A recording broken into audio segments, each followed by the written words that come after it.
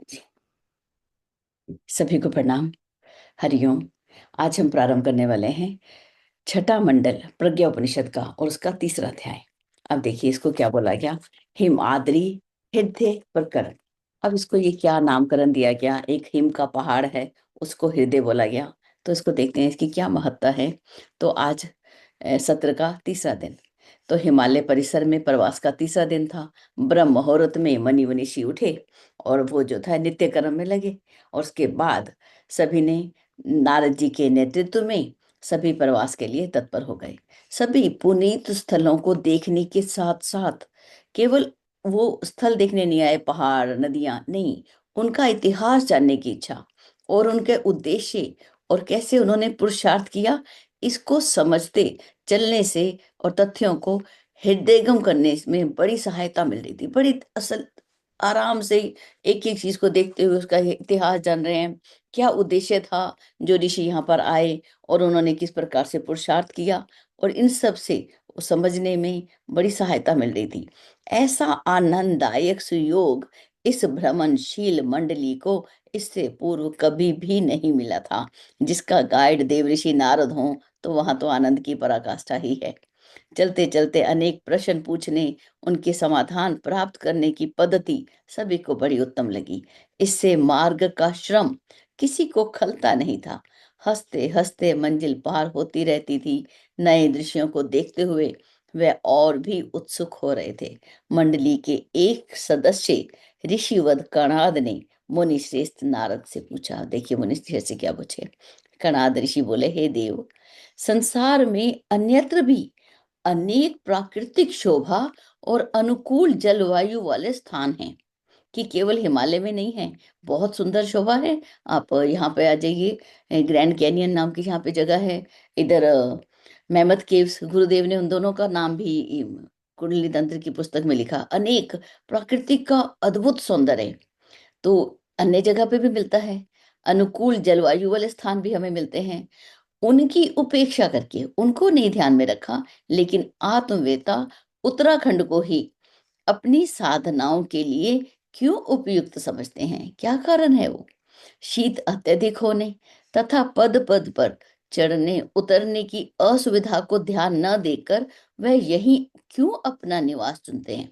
कि कितनी असुविधा है। ऊपर हिमालय जब हिम पड़ जाता है तो उसमें कितना फिसलने जैसी स्थिति हो जाती है। बर्फ जो है वो चिकना कर देती है धरती को। तो वहां कितनी असुविधा होगी। कैसे चढ़ें कैसे उतरें, इसको भी ध्यान नहीं दिया और उसको अपना निवास क्षेत्र चुना। क्या कारण है। समूह में भी नहीं रहे, अकेले ही ऐसी गुहा जीवन किस लिए पसंद करते हैं। इस रहस्य को हमें समझना है।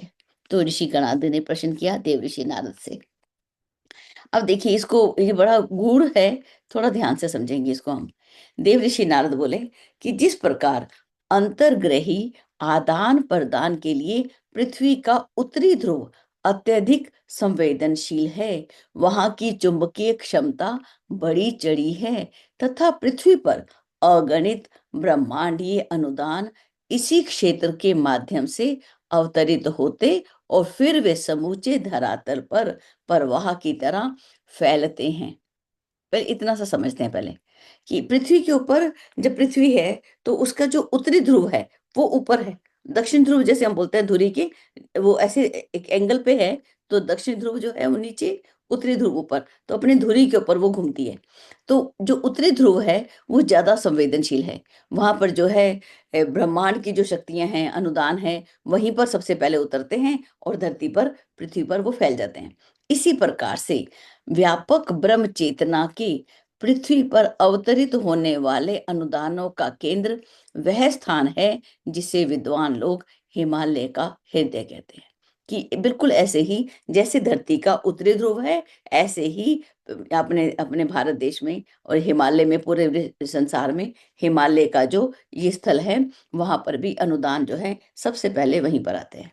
इस रूप में लेते हैं। और अगर हम अपने जित ब्रह्मांडे तत्पिंडे, तो अपने ब्रह्मांड में लेंगे, इस शरीर में भी लेंगे, इस पिंड में लेंगे, तो सबसे ऊपर हम शिखा बंधन जो करते हैं, ये वही स्थान हो गया। यहीं से सारे अनुदान, इसीलिए हम शिखा का बंधन करते हैं कि यहीं से सब जो है अनुदान हमारे उत्तरी ध्रुव से ही हमारे शरीर में भी जाते हैं। और यहाँ पे हिमालय के हृदय, हिमालय के क्षेत्र को हम यहाँ पे समझ रहे हैं। ये उत्तराखंड के शीर्ष सुमेरु शिखर के समीपवर्ती क्षेत्र में है। ये कौन सा जगह है वो, कि उत्तराखंड का शीर्ष भाग सुमेरु शिखर के पास, और सर्वसाधारण के लिए अगम्य है। सामान्य व्यक्ति वहां नहीं पहुंच सकता। वहां कौन रहते हैं? वहां सूक्ष्म शरीर प्रधान देव मानव ही निवास करते हैं। जो सूक्ष्मधारी सत्ताएं होती हैं, वही वहां जाके निवास करती हैं। स्थूल शरीरधारी ऋषि मनीषी उसे अध्यात्म ध्रुव के प्रभाव क्षेत्र में उन स्थानों पर रहते हैं जहां पर जीवन यापन के साधन है। क्योंकि ऋषियों का शरीर कैसा है? स्थूल। तो स्थूल के लिए वहां जहां पर अन्न वस्त्र आवास की सुविधा है, वहीं पर जाकर ऋषि अपना स्थान चुनते हैं। और सूक्ष्म शरीर के प्राणी, जो सूक्ष्म आत्माएं हैं, वो कहाँ रहती हैं? वो ऊपर, जहां पर सामान्य व्यक्ति नहीं जा सकते। उत्तराखंड वैसा ही क्षेत्र है। यहाँ के वातावरण में अन्यत्र की तुलना में आध्यात्मिक प्रभाव जो है वो अधिक है। ब्रह्मांड व्यापी ब्रह्म चेतना की अनेका अनेक धाराओं में से यहाँ रहकर सरलता पूर्वक संपर्क साधा जा सकता है। यदि हमने ब्रह्मांड में जो व्यापक ब्रह्म चेतना है, उससे संपर्क साधना है, तो यहाँ पर उसकी सरलता पड़ती है, वहां जाकर संपर्क साधा जा सकता है। ठीक है। दैवी शक्तियों के साथ आदान प्रदान चलाने की दृष्टि से ये क्षेत्र श्रेष्ठ एवं अधिक उपयुक्त पाया गया है। अब ये बात तो यहीं पर होगी। आगे जो क्षेत्र कैसा है? शीत प्रधान। शीत प्रधान क्षेत्रों में जीवन शक्ति की मात्रा अधिक पाई जाती है। तभी बाबूजी से आपने कभी सुना होगा, वो बोलते हैं फ्रीजीकरण। जब आध्यात्म ये कर देना, शब्द बोलते हैं ना फ्रीजीकरण, जबकि वो कोई शब्द नहीं है। फ्रीज शब्द तो इंग्लिश का है, और करण जो है हिंदी का है। तो मुझे बाबूजी की इंग्लिश पर हंसी आती है कि बाबूजी कैसी भाषा जोड़ देते हैं, फ्रीजी और करण।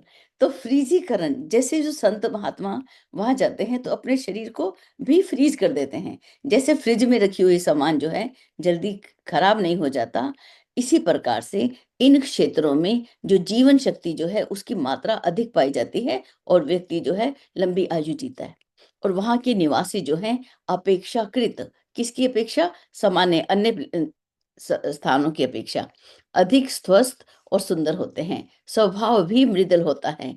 आहार विहार के लिए उपयुक्त सामग्री का बाहुल्य रहता है। वहां पर जो जो चाहिए वो हमें आसानी से मिल जाता है। मन की स्थिरता और शांति के लिए यहाँ अधिक अनुकूलता रहती है। यहाँ के श्रेष्ठ निवासी अधिक जिन दिन जीते हैं। लेकिन सिंपल निवासी भी लिख सकते थे, लेकिन यहाँ पर श्रेष्ठ भी लिखा। श्रेष्ठ निवासी अधिक जिन जीते हैं। जो समझदार हैं वो ज्यादा जीते हैं।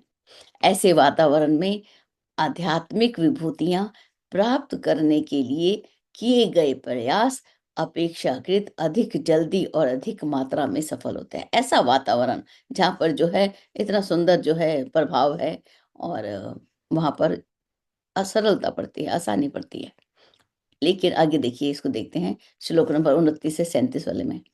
कहते सेवा साधना के लिए जनसंपर्क आवश्यक है, किंतु यदि मन का निग्रह करना हो और आत्म परिष्कार करना हो, तो उसके लिए अंतर्मुखी होना पड़ता है। उसके लिए एकांत की आवश्यकता पड़ती है। उसके बिना साधक सिद्धि को प्राप्त नहीं कर सकता। ऐसे ही वातावरण में, ऐसा ही वातावरण जहाँ पर मन का निग्रह हो सके, आत्म परिष्कार हो सके, जहाँ पर एकांत में रह सके, ऐसा ही वातावरण जो है वो वैज्ञानिक भी, साहित्यकार, कवि, योगी स्तर के महत्वपूर्ण व्यक्ति अभीष्ट विषयों पर अधिक ध्यान एकाग्र कर सकते हैं। वो एकाग्र मन से काम कर सकते हैं, और अधिक गहराई में उतरकर अधिक मूल्यवान विभूतियां हस्तगत कर सकते हैं। महान व्यक्ति जहां जन्म लेते हैं और महान घटनाएं जहां होती हैं, वहां अपना प्रभाव छोड़ती हैं। और यदि वह उच्च स्तरीय है, कि अगर हमारी जो प्रभाव है, घटनाएं हैं, वो कैसी हैं? उच्च स्तर की हैं, तो उसका प्रभाव जो है चिरकाल तक, बड़े लंबे समय तक बना रहता है। यह बात इस हिमालय क्षेत्र में पाई जाती है। हिमालय देवताओं, ऋषियों, तपस्वियों, महामानवों की लीला भूमि रही है। उस क्षेत्र में यह पुरातन प्रभाव अभी भी विद्यमान है कि उर्वर भूमि में बोया हुआ बीज जल्दी और अधिक फलित होता है, क्योंकि धरती कैसी है, बड़ी उपजाऊ भूमि है। उपजाऊ भूमि में जो बीज बोया जाता है वो बड़ी जल्दी फलित होता है, वो जल्दी उग जाता है। इस क्षेत्र में बोई हुई साधना भी अधिक फलवती होती देखी गई है। ऐतिहासिक घटनाओं के स्मरण से भी अनायासी तद विषयक प्रेरणा मिलती है, क्योंकि वहां पर ऐसी घटनाएं पहले भी हो चुकी हैं। पहले भी ये ऋषियों ने अनेक साधनाएं की हैं, तत्व चिंतन किया है। जब वहां पर हम तादात्म्य में स्थापित करते हैं तो वो विषय जो हैं हमें स्पष्ट सुनाई देने लगते हैं, या हम उसको अनुभव कर सकते हैं वहां पर। तो ये हमें यहाँ पे दिखा।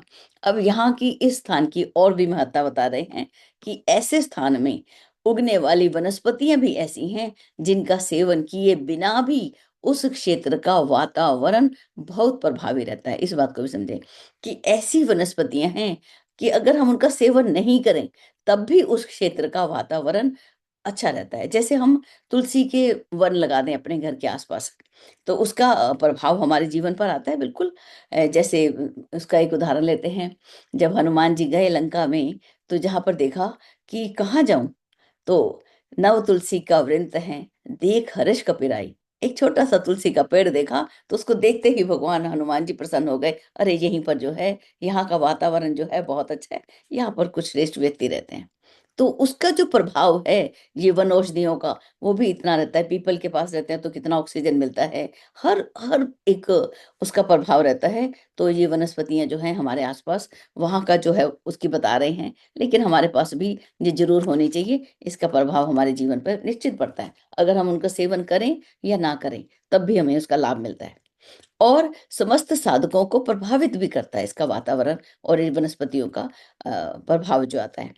उनको कैसे पड़ता है?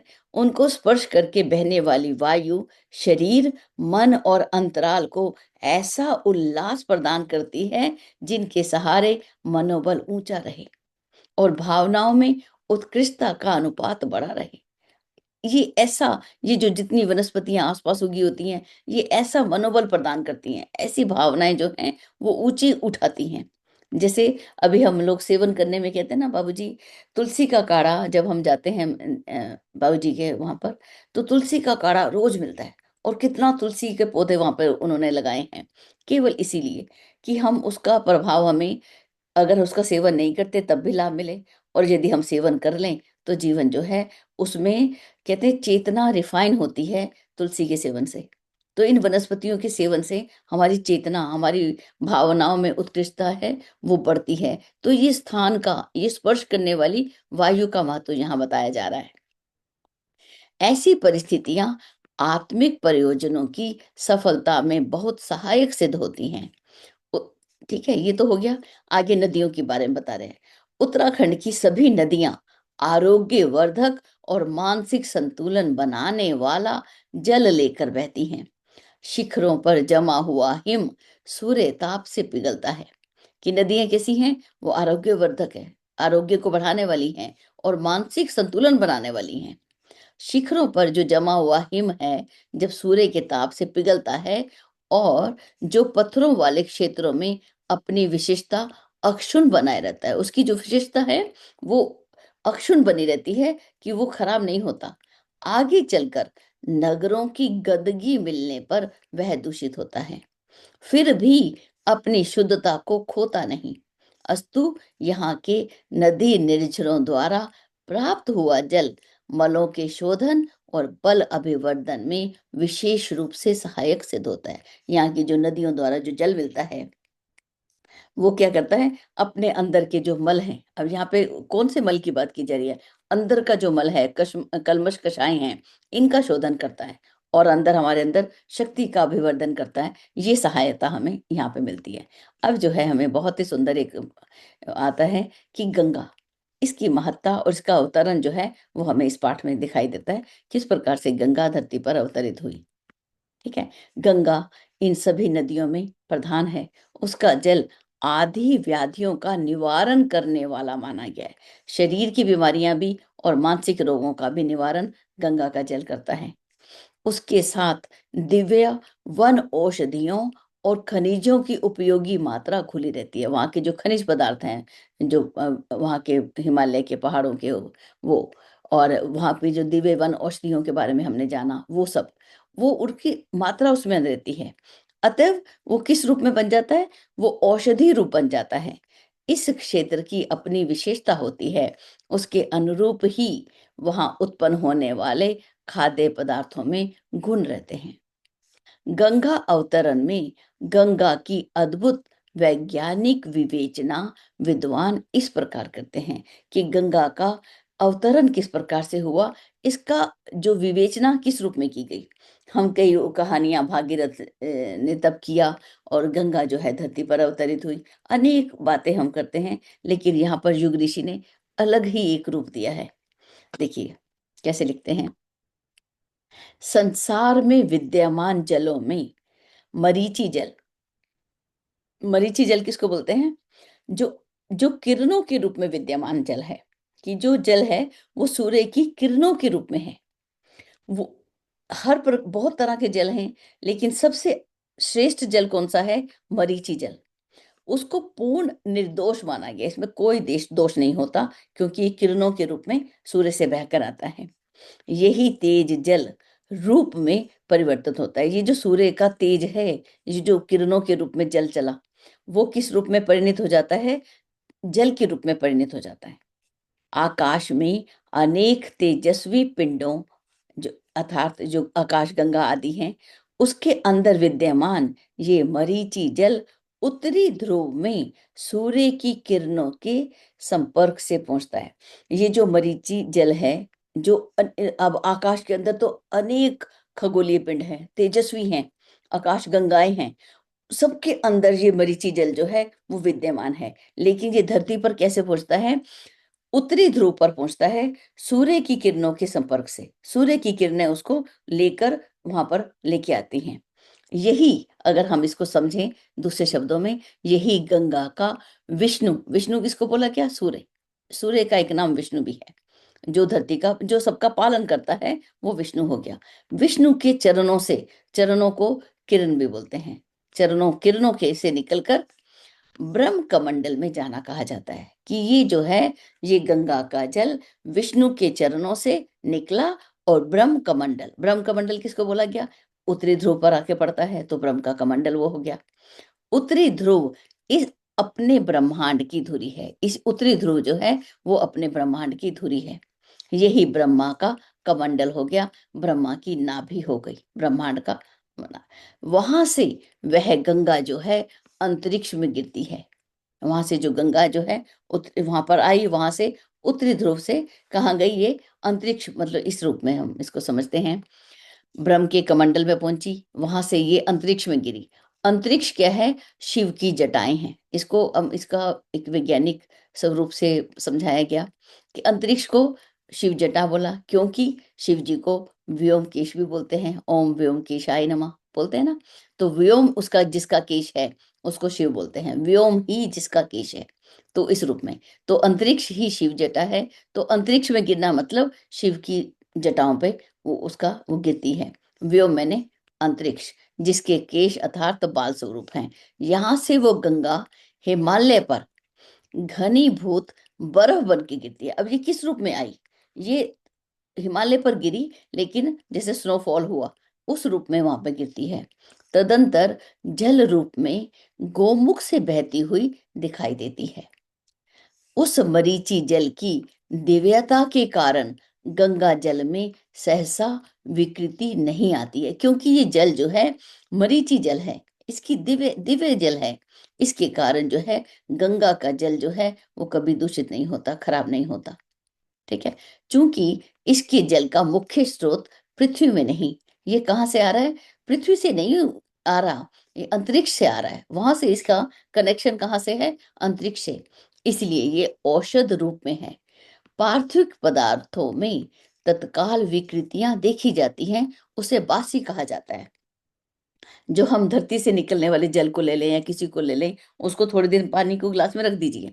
थोड़े दिन के अंदर उसके अंदर काई आने लग जाएगी, नीचे काई जम जाएगी, ऐसा एक शैवाल जिसको बोलते हैं वो जमने लग जाएगा।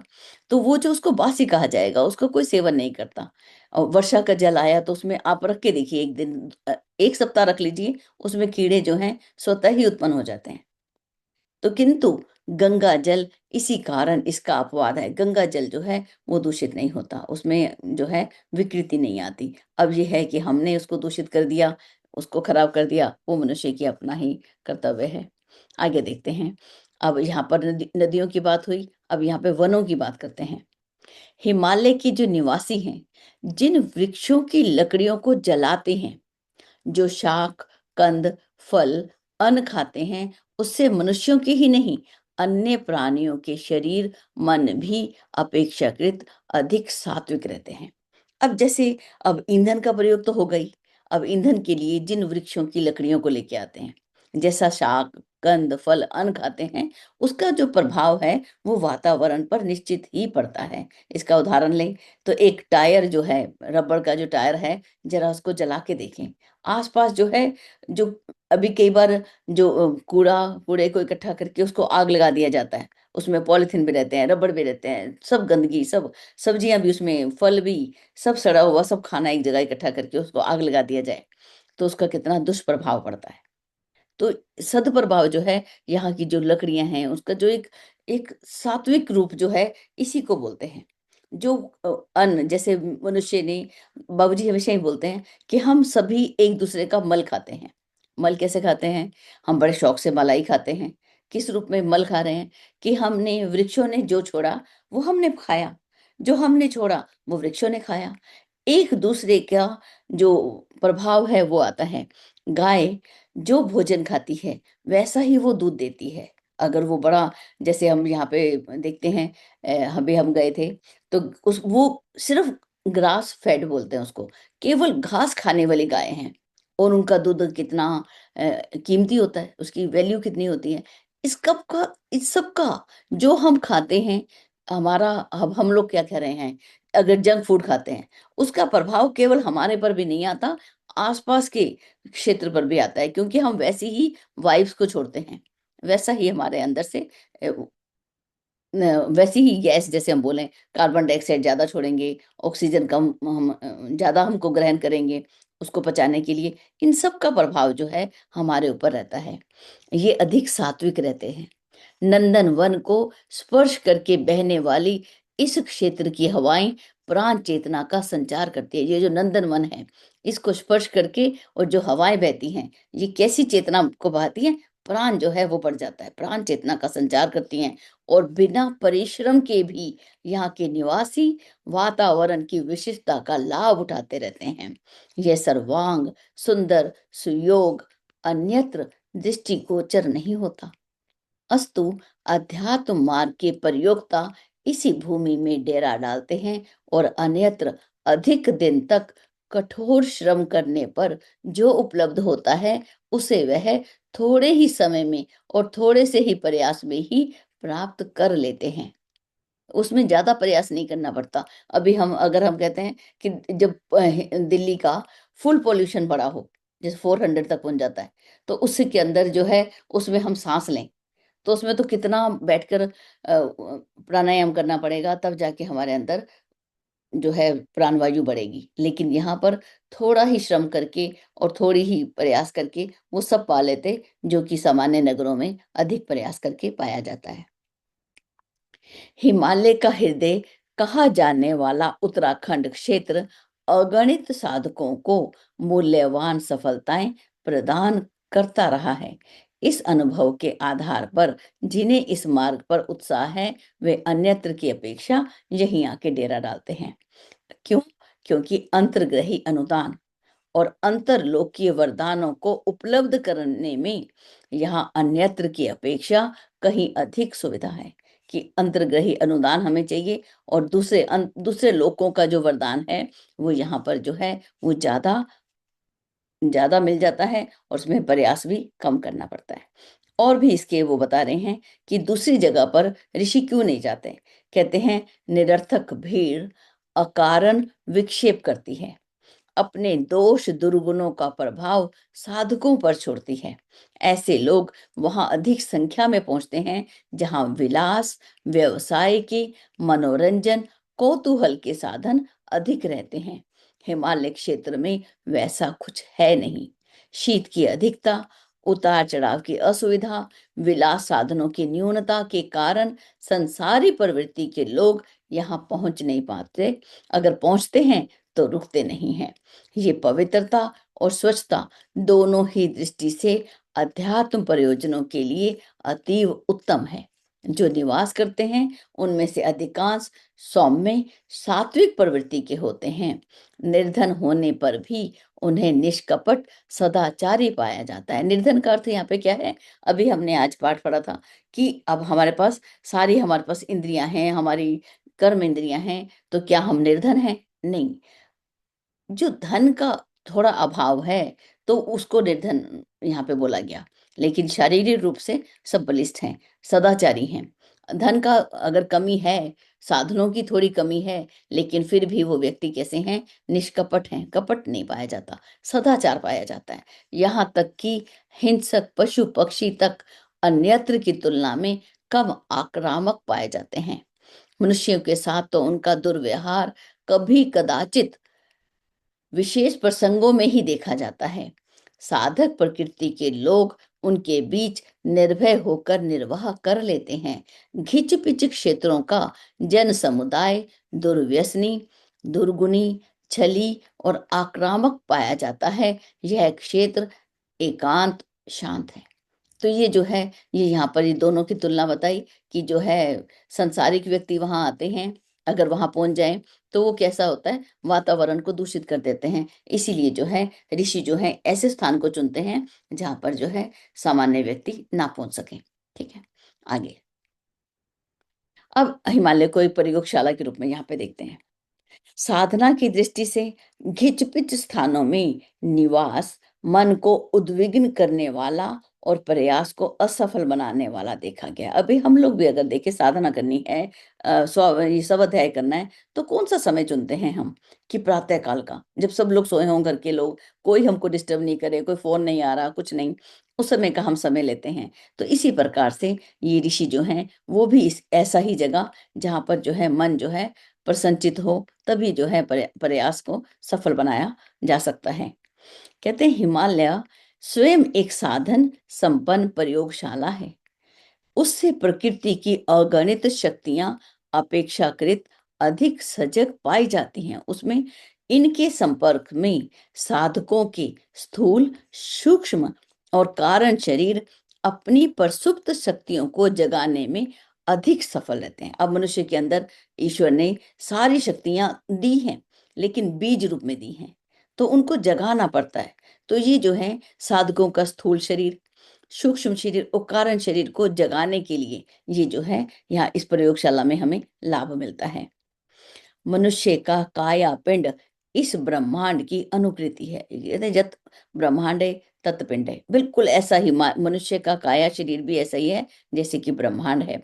उसमें वे सभी उपकरण समाहित हैं जिन्हें जागृत और सक्षम बना लेने पर प्रकृति की रहस्यमय शक्तियों के साथ अपने को जोड़ा जा सकता है और धारण किया जा सकता है। उसे उपलब्ध करने की पूरी संभावना रहती है। ये मनुष्य का जो शरीर है, ये भी सामान्य नहीं है। इसमें भी सारे वही उपकरण लगे हैं जो कि हिमालय की प्रयोगशाला में हम देखते हैं। लेकिन जो सुषुप्ति अवस्था में है, उसको जगा लेना, अपने आप को रहस्यमय शक्तियों के साथ जोड़ लेना, तो इसके अंदर हम उसको उपलब्ध कर सकते हैं। इसके लिए अंतर्निहित प्रसुप्त को जगाना पड़ता है। अपने अंदर जो सुषुप्त हो गया उसको जगाना पड़ता है। कई हमने जन्म लिए, हो सकता है कितनी लाख योनियों से पहले हम मनुष्य रहे हों, उससे पहले मनुष्य रहे हों, फिर इन योनियों में आ गए हों, लेकिन उन योनियों में भी हमने ज्ञान तो पाया होगा। वो ज्ञान भी सुषुप्ति में चला जाता है।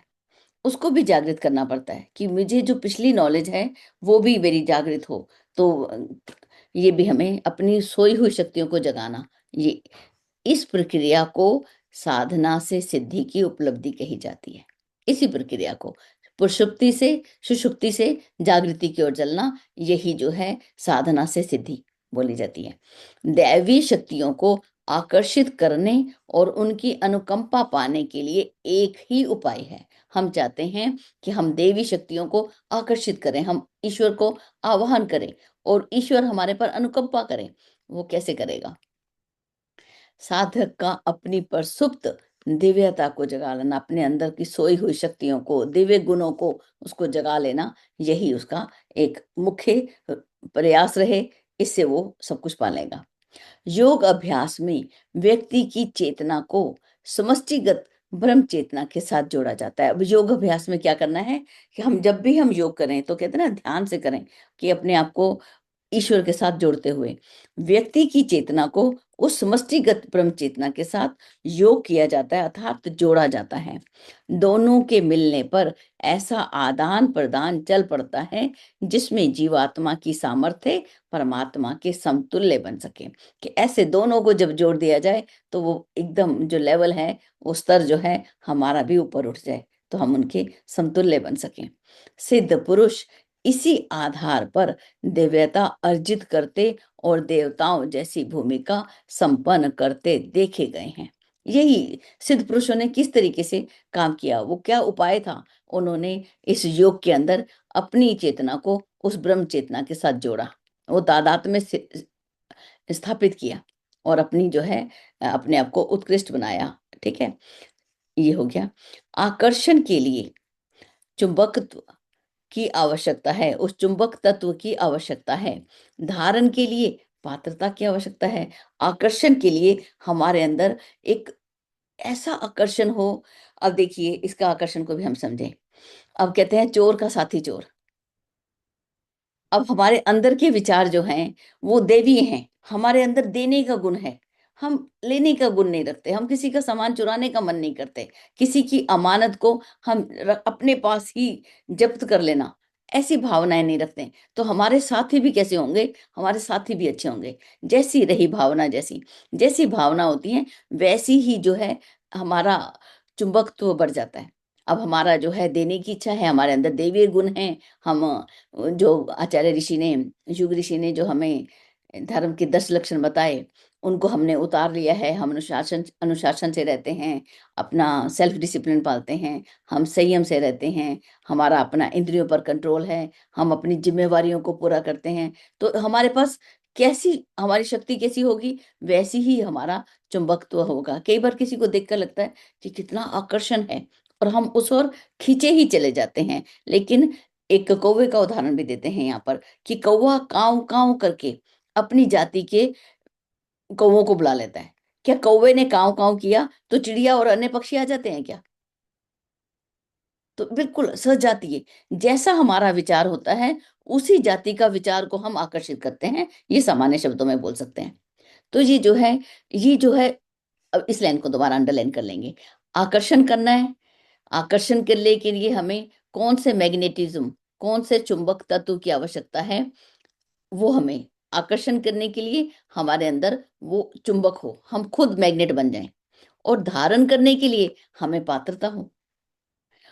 इन दोनों को पाने के लिए हम क्या करें? हमें तपश्चर्या द्वारा हम इसको प्राप्त कर सकते हैं। तपस्या किसे कहते हैं? तप का तात्पर्य है आत्मशोधन, अपने अंदर की मल को दो दूर कर दें, शोधन कर दें अपना, अपने आप को तितिक्षा की अग्नि में तपाकर निर्मल और प्रखर बना लेना। अब हम तितिक्षा के अंदर संकुचित ना हो जाए, किसी भी शब्दों के अंदर हम अपने आप को संकुचित कर लेते हैं। जैसे हमने त्राटक के लिए एक दिन बाबूजी से पूछा कि ये त्राटक कौन है? ये कौन बैठेगा सूर्य को देखता हुआ लगातार? मुझसे नहीं बैठा जाता। हम अपनी बात तो ज़रूर करेंगे ना। तो बोले और मुझे दुकान पर जाना होता है सुबह 7 बजे, मैं वहाँ चली जाती हूँ, मैं कब बैठ के करूँगी? तो बहुत ही सरल उत्तर मिला। बोले कि जो दुकान पर ग्राहक आते हैं, कस्टमर आते हैं, क्या उनके अंदर ब्रह्म दिखता है? उनके अंदर ईश्वर दिखता है? तो मैंने कहा प्रयास करेंगे। बस जिस दिन वो दिखने लग जाएगा, तब समझ लेना कि त्राटक सफल हो गया। तितिक्षा, तितिक्षा को भी हम सोचते हैं कि सर्दी में सर्दी ना लगे, गर्मी में गर्मी ना लगे, है ना? लेकिन तितिक्षा का मुख्य अर्थ क्या हुआ? अब सर्दी है तो रज़ाई तो निकालनी पड़ेगी ना। सर्दी है तो स्वेटर तो पहनना ही पड़ेगा ना। हम ऐसे तो नहीं हो सकते ना कि हिमालय में जाएं और नंगे घूमें। तो वो नंगे तो पशु पक्षी भी घूमते हैं, तो क्या वो तपस्वी कहलाते हैं? तो तितीक्षा का अर्थ है कि अगर मान अपमान आया, सुख दुख आया, उससे हम विचलित नहीं हुए, एक समत्व को पा लिया। सर्दी आए तो हमने अपनी सर्दी को सहन करने की शक्ति को बढ़ा लिया। अब चाहे हम कैसे भी हम उसको बढ़ाते हैं, थोड़ी सी आग जला ली, उसके पास बैठ गए, धूप में जाके बैठ गए। तो ये तितीक्षा जो है, अपने आप को समत्व की स्थिति में लाना, ये तितीक्षा कहलाता है। इस अग्नि, तितीक्षा की अग्नि में तपाकर और निर्मल और प्रखर बना लेना। निर्मल कैसे बनाना? जैसे वो कहानी आती है कि एक पति पत्नी जा रहे थे, पति आगे आगे चल रहे थे, पत्नी पीछे पीछे। पति ने देखा कि सोने का कंगन धरती पर पड़ा है, कहीं पत्नी का मन जो है ललचा ना जाए, उस पर वो मिट्टी डालना डालने लगे कि पत्नी देख ना ले, और उसके मन में लालच ना आ जाए, क्योंकि स्त्रियां तो आभूषण से लालच आ ही जाएगा। तो पत्नी पीछे पीछे, लेकिन स्त्रियों की आंखें ज्यादा तेज चलती हैं पुरुषों से भी। उसने दूर से देख लिया मेरा पति क्या कर रहा है, तो पीछे से बोली, ये मिट्टी के ऊपर मिट्टी क्यों डाल रहे हो? तो मन कैसा है? निर्मल। मिट्टी पर ही मिट्टी क्यों डाल रहा है? तो अग्नि की कृपा, जब हम निर्मल हो जाएं, पराया धन पत्थर समान, जब हमारे अंदर ये भाव आ जाए और अपने आप को हम प्रखर बना लें, प्रखर तेजस्वी बना लें। तपश्चर्या देवताओं को बाधित करने का दुराग्रह नहीं है। अब हम तपस्या करें कि मैं तो एक पैर पर खड़ा रहूंगा जब तक आप मेरा एक काम नहीं कर लेते। कहते तपस्या देवताओं को बाधित करने का दुराग्रह नहीं है, वरन चेतना पर चढ़ी हुई पशु प्रवृत्तियों को पुरुषार्थ पूर्वक उखाड़ना पड़ता है। हमारी चेतना पर जो मिट्टी घट, जैसे हमें डस्टिंग रोज करनी पड़ती है, रोज मिट्टी हटानी पड़ती है, रोज झाड़ू लगानी पड़ती है, ऐसे ही अपनी चेतना पर जो पशु प्रवृत्तियां आ जाएं, इनको भी सामान्य से नहीं उखड़ती, पर पुरुषार्थ पूर्वक उखाड़ना पड़ता है। जो सामान्य कपड़ा लिया और झाड़ दिया, ये इतना आसान नहीं है। जिससे साधक अपने वास्तविक स्वरूप को प्राप्त करते हैं। इस अग्नि में तपने से मनुष्य सोने के समान कांतिवान और प्रतिभावान बनता है। परिपक्वता इसी आधार पर आती है। अभी तो बच गया, मैं थोड़ा सा बचा है हिम्मत? बोलिए थोड़ी सी। जी चलिए दीदी, 5 मिनट की। संक्षेपण दूसरे दिन ले लेंगे। आप पूरा चलिए, कर लो हाँ संक्षेपण, सार फिर करते हम हैं। लोग बाद में कभी कर लेंगे, है ना। ठीक है। कहते हैं कष्ट। अब देखिए ये सारी बातें समझ आ गई कि हम इस लाइन को वापस देखते हैं। परिपक्वता, हम परिपक्व किस आधार पर होते हैं? क्या आयु 21 वर्ष की हो गई हम परिपक्व हो गए? नहीं, आधार तो कुछ और ही है। कष्ट सहिष्णु जीवनचर्या से मनोबल और शौर्य पराक्रम बढ़ता है। जब हमें कष्ट सहने की हमारी जीवनचर्या हो, हमें कष्ट सहना ही ना आता हो, अपने शरीर के अंगों से हम काम लेते ही ना हो। हाँ जी, हम इंतजार कर रहे हैं काम वाली आएगी और वो झाड़ू लगाएगी या वो बर्तन साफ करेगी, तो फिर क्या होगा? शरीर जो है वो लोहे का, इसमें जो है धातुओं से बना हुआ शरीर है, इसमें जंग भी लग जाता है। तो जैसे कष्ट सहने की आदत हो, शरीर को कष्ट देना, ऐसी जीवनचर्या से मन का बल भी बढ़ा रहता है और शौर्य पराक्रम भी बढ़ता है। इन्हीं विभूतियों को अर्जित करने के कारण तपस्वी लोग परम शक्तिशाली बनते हैं। सुविधाओं से खेलने वाले विलासी लोग भीतर से खोखले होते हैं और वो शौर्य साहस भरा वैसा पराक्रम नहीं कर पाते जिससे भौतिक स्तर की सफलताएं और आत्मिक स्तर की विभूतियां हस्तगत हो सकें। कि जो बिल्कुल विलास में जिसका जीवन बीता हो, तो अगर उसको कोई ऐसा काम करना पड़े पराक्रम भरा, वो नहीं कर सकता। ठीक है? तो ऐसी फिर उसको ऐसी सफलताएं भी नहीं मिलती, भौतिक स्तर की और आत्मिक स्तर की। माता पिता का छोड़ा हुआ धन को खा रहे हैं, वो खुद नहीं कमा सकते। और शरीर, भौतिक जगत में सफलता नहीं मिली और आत्मिक क्षेत्र में वो कैसे ले लेंगे? वो दोनों ही आपस में जुड़ी हुई हैं। भौतिक स्तर भी, ये जो भौतिक स्तर के लिए ब्रह्मचर्य आश्रम और गृहस्थ धर्म आश्रम, ये इसीलिए रखा जाता है, और आत्मिक के लिए वानप्रस्थ और सन्यास, ये बांटा गया, लेकिन ये दोनों को साथ लेकर ही चलना। इस दुर्बलता का निराकरण कैसे होता है? तपस्या द्वारा। संयमी, पराक्रमी और अनौचित्य से लड़ने वाले शूरवीरों को तपस्वी कहते हैं। जो संयमी है वो शूरवीर है, जो पराक्रमी है वो शूरवीर है, जो गलत बात से लड़ पड़ता है, उठकर तैयार होता है, वो उसको तपस्वी कहते हैं। तपस्वी किसे कहते हैं? ठीक है? तप ही इस संसार का सबसे बड़ा बल है। जिस प्रकार साधन संपन्न व्यायामशाला में उपयुक्त शिक्षक एवं वातावरण की सहायता से मनुष्य एक सदा हुआ पहलवान बनता है, उसी प्रकार हिमालय की विशेषताओं में रहते हुए आध्यात्मिक क्षेत्र की सिद्धियां अच्छी तरह प्राप्त की जा सकती हैं।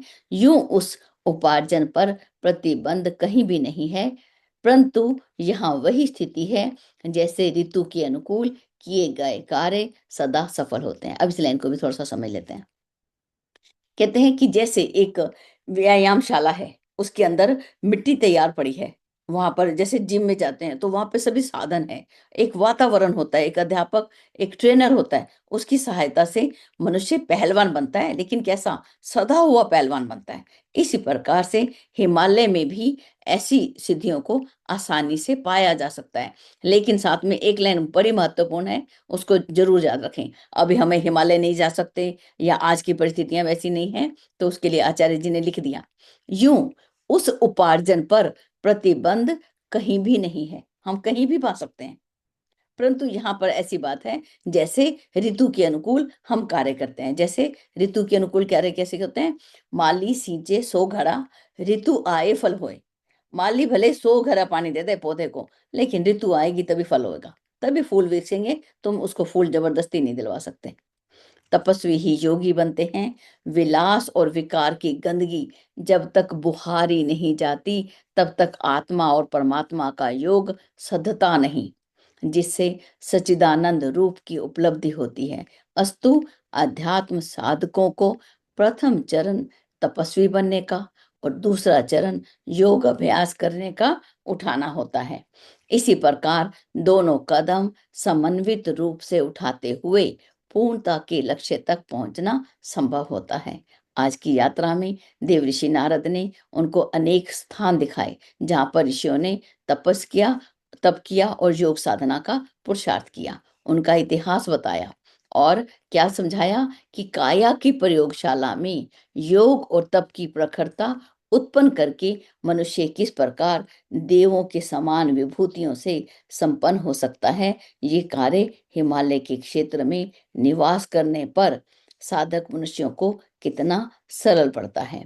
आज की यात्रा पूरी हुई, अधिक जानने की उत्कंठा बनी रही। देव ऋषि नारद ने वहां पर उन्हें कुछ स्थान दिखाए। एक तो ऋषिकेश में जो राम झूला और लक्ष्मण झूला, और वहां पर पास ही भरत जी की तपस्थली है उत्तराखंड में, तो वो सारे जो उनको दिखाए, सभी को आश्चर्य हुआ, सभी ने अद्भुत अनुभव किया और सभी ने विश्राम किया और सुखपूर्वक रात्रि बिताई। इति श्रीमद् प्रज्ञोपनिषदे देव संस्कृति खंडे ब्रह्म विद्या आत्म विद्या युग दर्शन युग साधना प्रकटीकरणों मैं ऋषि नारद प्रतिपादिते हिम आद्रि हृदय प्रकरणम इति प्रकरणों नाम तृतीय अध्याय। तो मैं यहीं पे अपनी वाणी को विराम देती हूँ और चलते हैं सीधा दीदी के पास।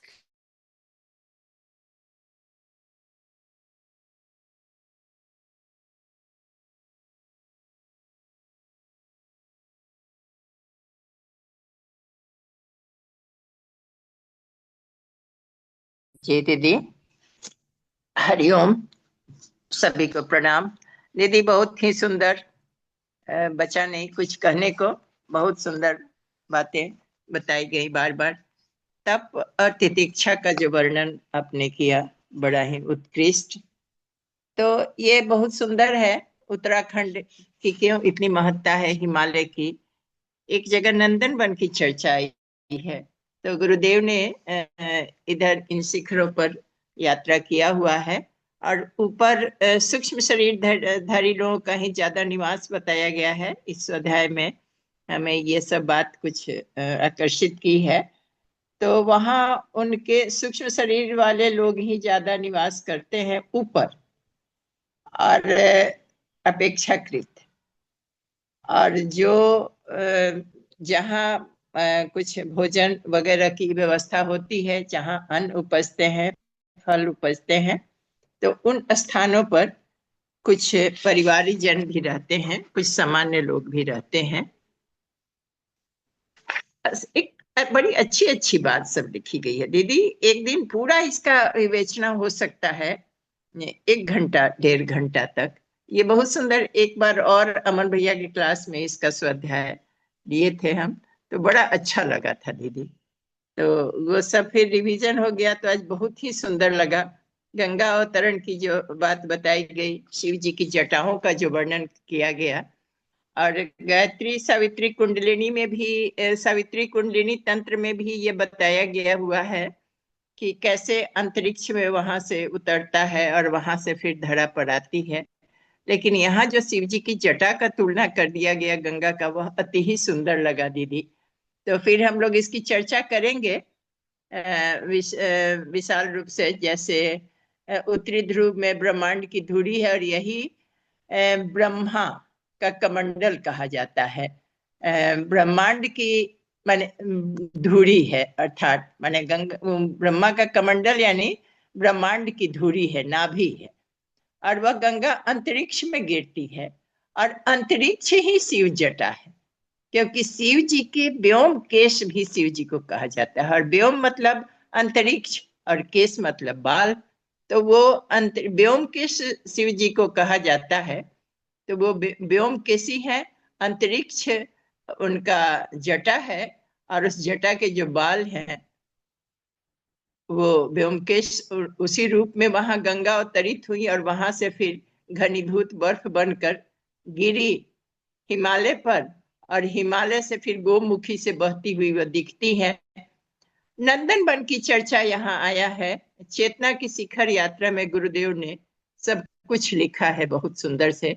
बार बार उनके गुरुदेव उनको बुलाते थे, उन क्षेत्रों का दर्शन कराते थे। तो हम लोग भी यमुनोत्री की यात्रा में इस बार वहां का सारा वर्णन सुने थे। आज भी बहुत से गुरुजी के शिष्य लोग वहां जाते हैं, नंदन वन की ओर, गोमुखी की ओर। तो सारी चर्चा यहाँ पर रख दिया गया है।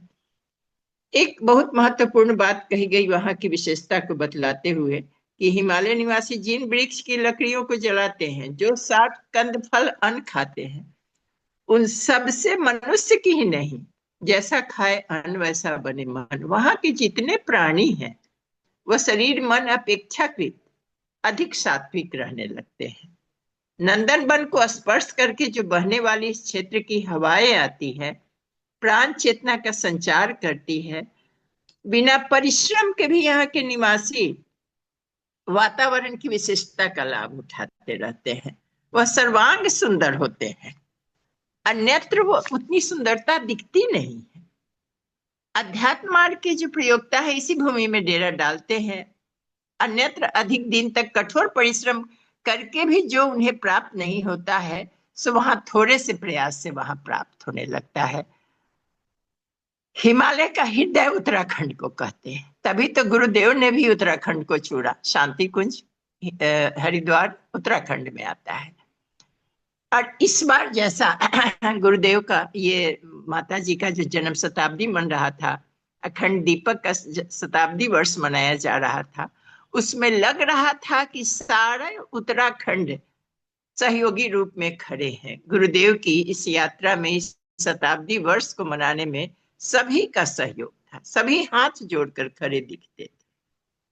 तो ये ईश्वरीय योजना है, तो इसलिए सबका सहयोग, सभी संत महात्मा ऋषि जो भी थे, जो आते थे मंच पर, नेतागण, सभी लगता था सभी सपोर्ट कर रहे हैं। वहां के सभी धर्मशालाएं, सभी होटल्स एकदम शांति कुंज के लोगों के लिए, गायत्री परिवार के लोगों के लिए, सब लगता था हाथ बांधे खड़ा है। तो ये सारी बहुत सारी बात बताई गई इसमें। बहुत महत्वपूर्ण बात है, बड़ी सहज रूप से इसमें कह दिया है गुरुदेव ने। यदि एक चीज आपका बहुत सुंदर लगा, मरीचि जल का वर्णन जो आपने किया, यह भी समझने की चीज है। तो ये मरीचि जल का अनुभव किया जा सकता है सूरज के अध खुली नेत्रों से। अगर आकाश की ओर देखा जाए, कभी कभी सूरज की सविता की ओर अगर दृष्टि करें, तो आप पाएंगे कि वहां से किरणों के रूप में जल आ रहे हैं, जल प्रपात हो रहा है। आकाश गंगा जिसका नाम किया जाता है, वही आकाश गंगा उतरता है। जल, मरीची जल उत्तरी ध्रुव में सूर्य की किरणों के संपर्क से पहुंचता है, और यही गंगा विष्णु के चरण से निकलकर, यही गंगा मतलब यही किरण जो है वो ब्रह्मा के कमंडल में जाना कहा जाता है। ये अलंकृत भाषा है, लेकिन यह क्रिया घटित होती है अंतरिक्ष में, बिल्कुल इसी तरह से घटित होती है जो यहाँ वर्णन किया गया है।